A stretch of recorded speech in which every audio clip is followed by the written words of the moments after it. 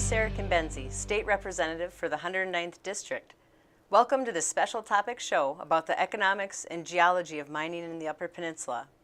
I'm privileged to have as my guest today Dr. Stephen Kesler, Professor Emeritus of Earth and Environmental Sciences at the University of Michigan.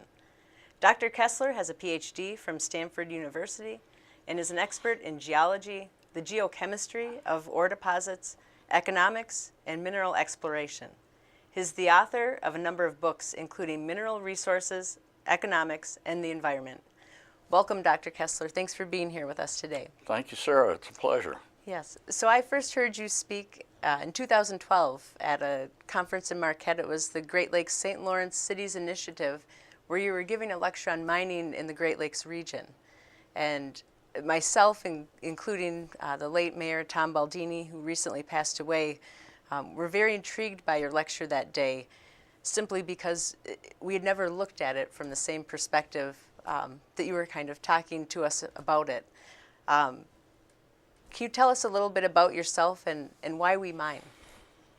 Well, yeah. I could just say for a start that was a really interesting meeting to see how communities all around the Great Lakes region and out to St. Lawrence were thinking of themselves as a unit and looking for various economic opportunities, and mining is an obvious one. And it was a real opportunity for me to get to talk about it, because my job as a geologist is wandering around looking at mineral deposits. I'm what they call an economic geologist. Before I tell you what that is, though, let me just be sure you understand I'm a Michigander. I've been here in the state for almost 40 years, and I'm proud to be someone who roots for all Michigan teams. I have my preferences at times, but Michigan is a great state. I'm really proud to be part of it. As far as this geology business goes, my kind of geology is called economic geology. But what that means is that I look at anything that we can get out of the earth and is of use to society, that can be mined or pumped out. And that would be anything from gold to gravel. So I essentially study these things and try to understand how they form and how we can find more of them. And the trick on that is that they're little bitty deposits here and there. They're not everywhere where you want them. So we have to understand how they form in order to go looking for them. And when we find them, then we've got to mine them. And that's where the problems come up, if you want to think of it as that, because mining has a lot of opposition, a lot of supporters, but it's a very contentious business. I could tell you a little bit about that if you'd like. Sure. Well, if you look at any mining operation from space, and you can do it now with Google Earth, it's a fabulous thing, Google Earth is. Take a look, for instance, around Marquette. You just go southwest of Marquette, and there they are, the two great big Tilden and Empire pits. And to the unpracticed eye looking at them, and even to me, I think, my gosh, why would anybody make such a mess on the ground? Well, now, to a mining engineer, it's carefully done. Every spot of rock there is put where it's supposed to be. Every environmental precaution has been taken. But to the rest of it, it just looks terrible. So why did they do it? Why would anybody mine? You find yourself asking. Well, then shift around and look out the window, or take a space view of a city, any city. The one I always like to look at is Toronto, where I used to live. You look out across the Toronto skyline, and everything in that picture had to come out of the ground. We have a saying that if it can't be grown, it has to be mined. You look at a highway, everything in the highway, the cars, everything had to come out of the ground. Of course, there are a lot of people who say, I ride a bike. I don't put that big demand on society. Well, indeed, they don't put as large a demand, but they're also riding a bike that's made out of metal. All kinds of things had to be dug out of the ground. Then they're the ones who are living in a tent. But how did they get there? They went there in an airplane or a car or something like that. It's just, we're all dependent. In fact, there's 37,000 pounds of minerals are dug out of the ground every year for every person in the United States. Oh. So you are personally responsible for 37,000 pounds of stuff.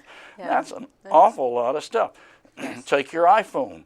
There's 47 different elements in your iPhone, and every one of that had to come out of a mine.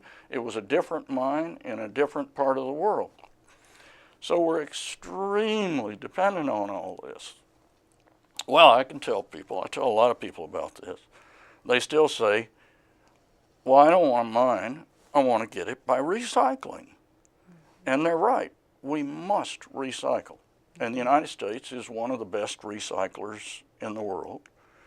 But if you look at all the elements we need in relation to our recycling, we are not doing as well as we'd like to. The only element that we're really recycling in large amounts is lead, and that's because we take it out of our car, carry the battery in, and trade the battery in.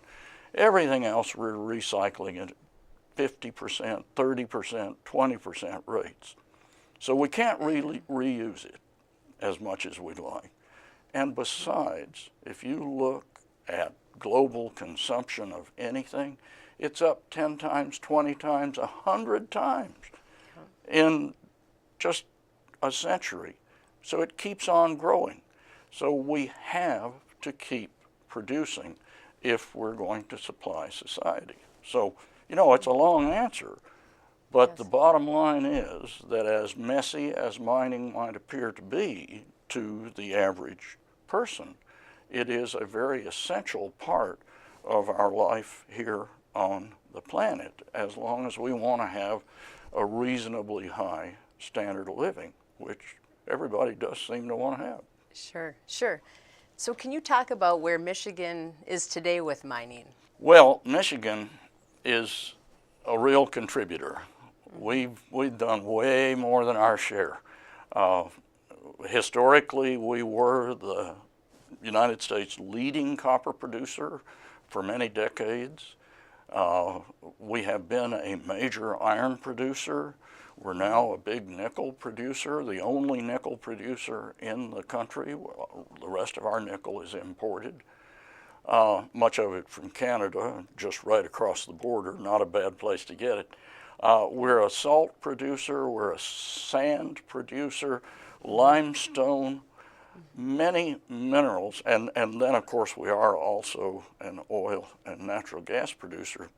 So I think we can say that Michigan, both the Lower Peninsula and the Upper Peninsula, have a very good history of mineral production.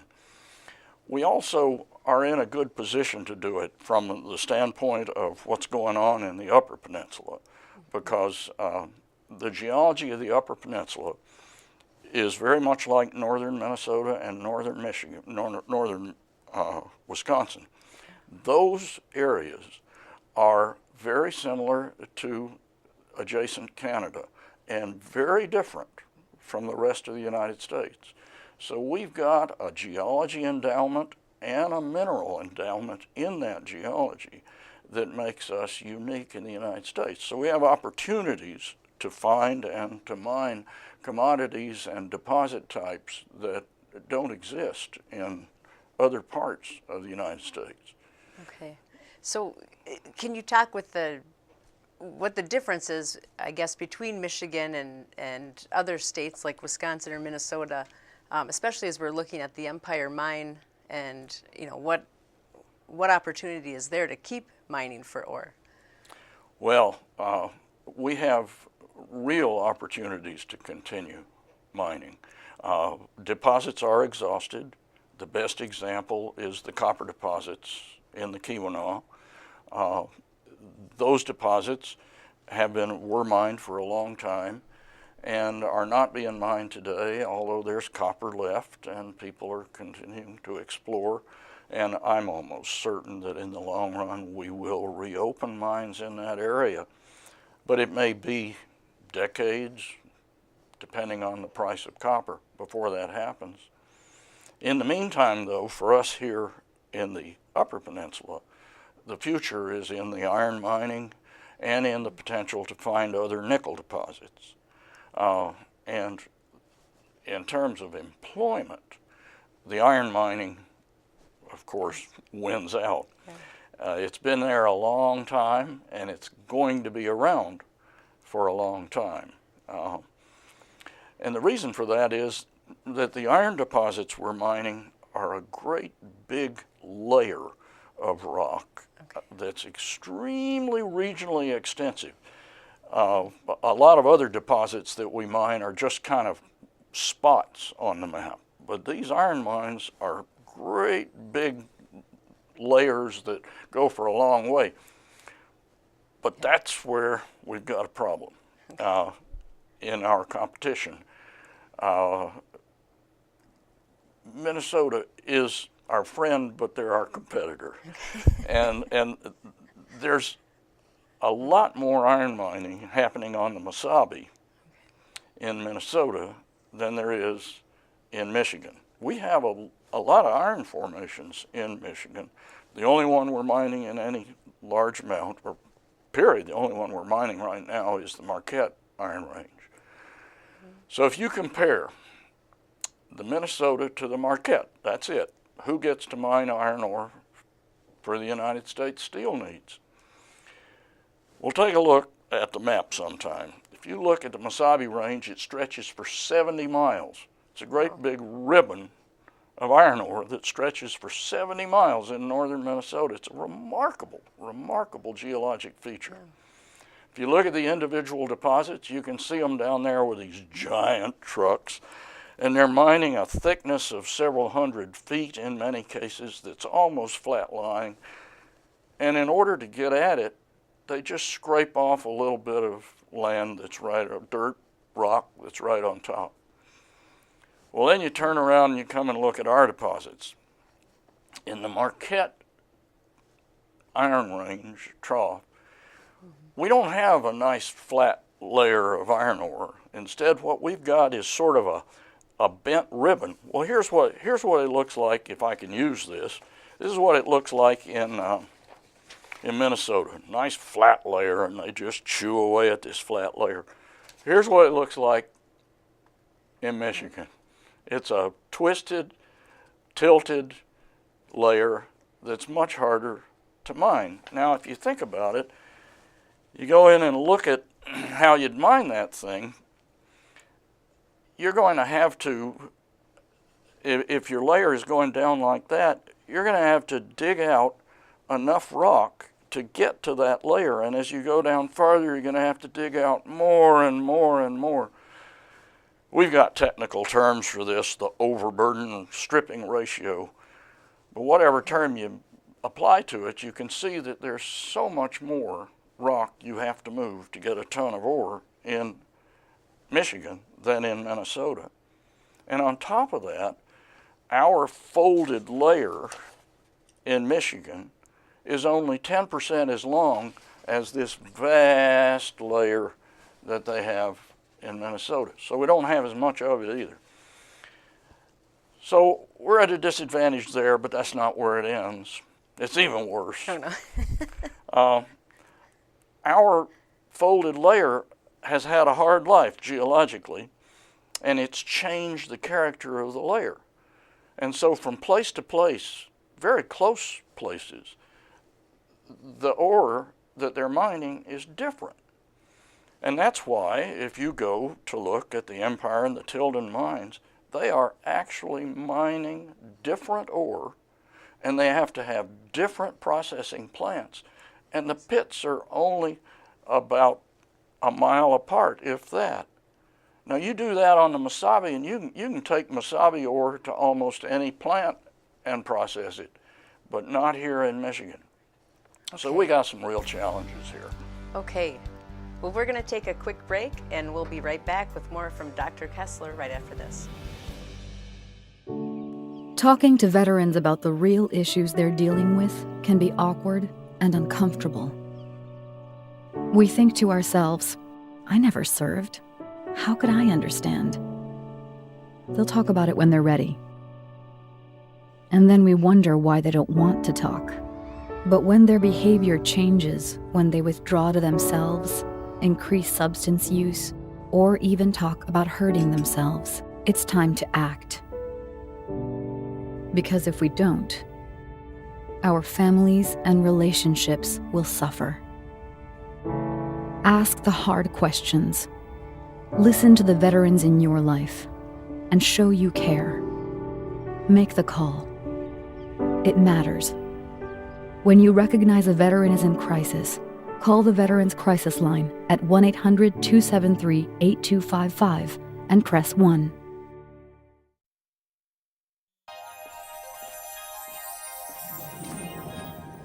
Can you say with me? Imagine what you'd see if every child had a book to read. 'Cause every kid across the nation deserves a book to read, and we can make it happen right now. No, I don't know what you've been told, but kids with books learn so much more. So the mission is for us to get a book to each and every child. So let's join hands, book people unite. Unearth hidden passion. Come on, we'll have a good time. Planting seeds of inspiration to motivate some magic. Change the writing on the wall, writing on the wall. And make a difference. One book can inspire a child. One book can be the first thing that helps to change a life. People unite. Read to a child today and spark a lifetime of ambition. Okay, welcome back. We're here for a special interview with Dr. Stephen Kesler, Professor Emeritus of Earth and Environmental Sciences at the University of Michigan. Dr. Kesler is an expert in geology, the geochemistry of ore deposits, economics, and mineral exploration. Thank you for being here, Dr. Kesler. Well, thanks for having me. Yes. So how important is iron ore mining and mining in Michigan? Oh, it's really important in not only to the economy, but I think to the people of the state. We've got a lot of people who know how to mine, and we want to keep them here if we can, and we want to keep that kind of expertise, which is useful globally, really. But iron mining in particular is really important. Think about what do they make at the plants? They make these pellets. Well, where are those pellets going? They're going downstate, and they're going down the St. Lawrence to steel mills. Yes. And if you look at the importance of shipping, internal shipping on the Great Lakes, if you measure it by tonnage, there would be no shipping if we weren't moving pellets of iron ore. So it's not just that there's a big payroll up in the Upper Peninsula.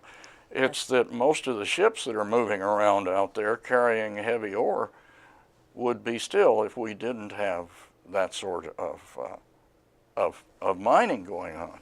The question could come up, why don't we ship to the world?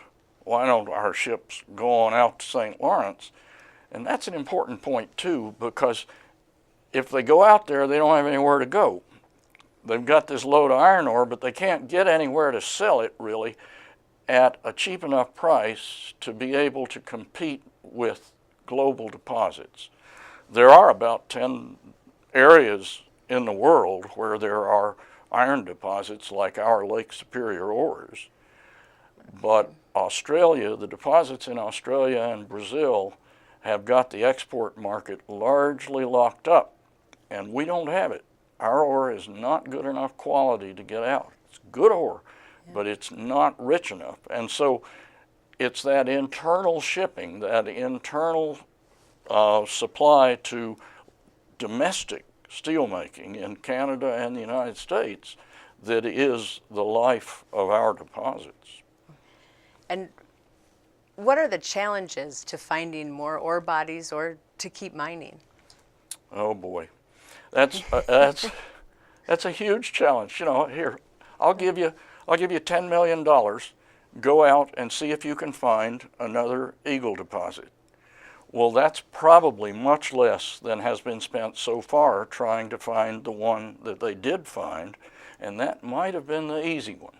Finding these deposits is very difficult. You've got to look over a large area, and you have to have sort of an economic will to stick with a lot of failures and a geologic insights as to where they might be, and still willing to go back and try again even if your best idea didn't work. But one thing's for sure, if you want to find more iron deposits or more nickel deposits or more copper deposits, you should look where they're known to be. And they're known to be in the Upper Peninsula of Michigan and adjacent states. And so these are what we call elephant country. This is where you look if you're looking for elephants. It's the best place to be. And there is a lot more exploration that could be done for both copper and iron and also for nickel. And even iron ore, you mentioned, correct? Oh yeah. The Gogebic Range over around Ironwood is an area that it's also one of these steeply dipping layers, but it has potential for mining. It's been evaluated in Wisconsin, and there was almost an operation recently. There'll almost certainly be mining in the Gogebic Range in the future. I don't know when. For the time being, though, our interest is in, I think, the Mesabi and the Marquette. So there also seems to be a stigma to mining, you know, kind of the NIMBY phenomenon. You know, we don't want it in our backyard. But have we kind of lost sight of where we get our everyday commodities from, and what we use every day, and how we get clean water and all of that? Oh, Sarah. Yeah.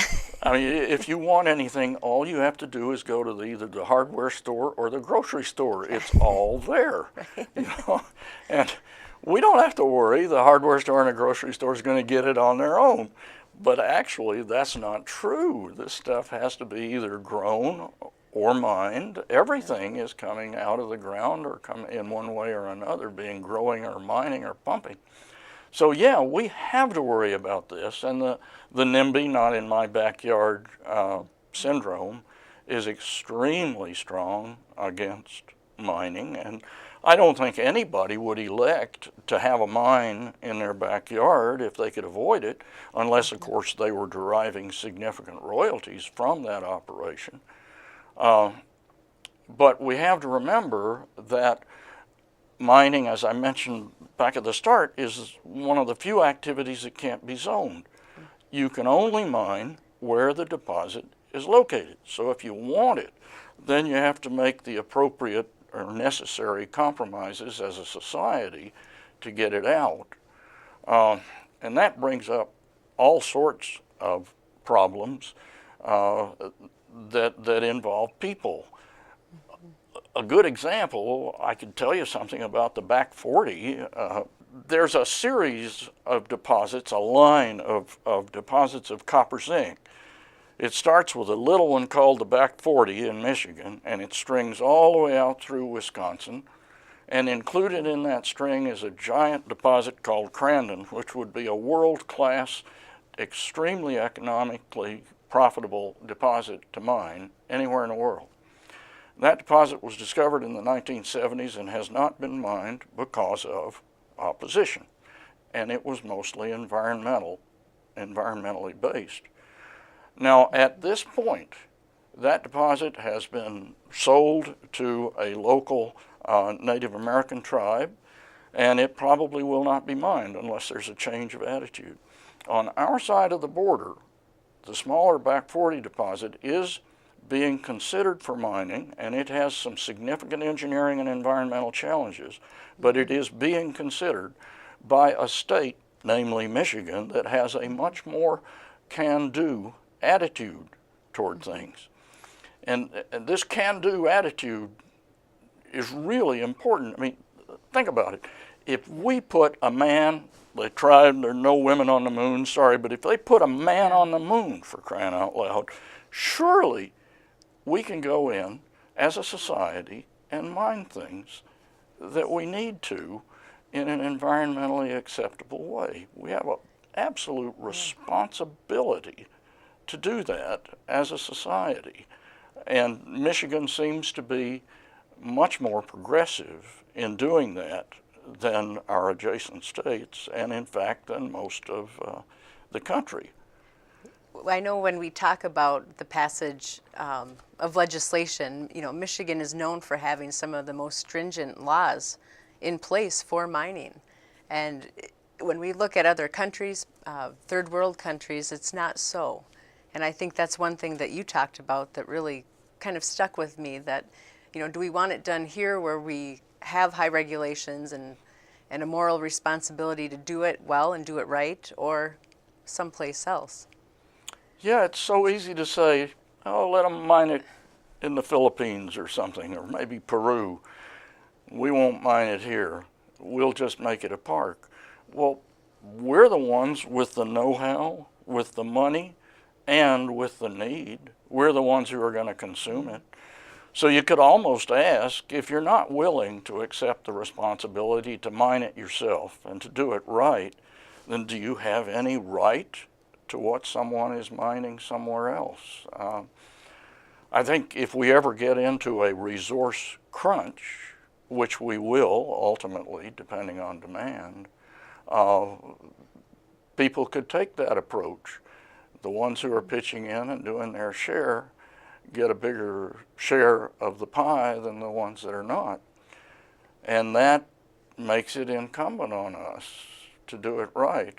And that's why I'm really proud of Michigan. I think we do have stringent economic and environmental framework for production, but we also have a regulatory system that is allowing us to make progress, to make proposals, to evaluate them and move right along, rather than a plugged up system that is stopped because of environmental opposition that says no, but never says, well, okay, you can't do it here, do it there.